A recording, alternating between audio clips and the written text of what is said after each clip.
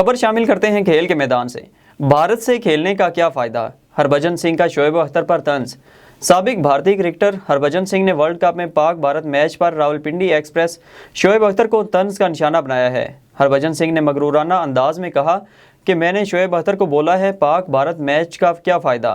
उन्होंने कहा कि पाकिस्तान भारत से खेलेगा और फिर हारेगा। हमारी टीम बहुत तगड़ी है, पाकिस्तान का कोई चांस नहीं।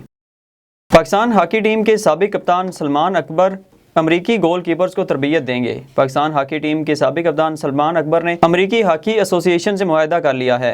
Salman Akbar pan American games तक अमरीकी गोल कीपर्स को तरबियत देंगे। 39 साल सलमान अकबर को अमरीकी हॉकी एसोसिएशन ने 4 माह के लिए गोल कीपर्स ट्रेनर मुकर्रर किया है।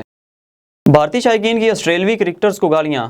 IPL मुत्तहिदा अरब इमारात में जारी है, जिसमें रॉयल चैलेंजर्स बेंगलोर को शिकस्त के बाद भारतीय शायकीन ऑस्ट्रेलवी क्रिकेटर्स पर बरस पड़े और सोशल मीडिया पर गालियां देना शुरू कर दी। गैर मुल्की खबर रसां एजेंसी के मुताबिक IPL मुत्तहिदा अरब इमारात में जारी है, जिसमें रॉयल चैलेंजर्स बेंगलोर को शिकस्त के बाद भारतीय शायकीन ऑस्ट्रेलवी क्रिकेटर्स पर बरस पड़े और सोशल मीडिया पर गालियां देना शुरू कर दी।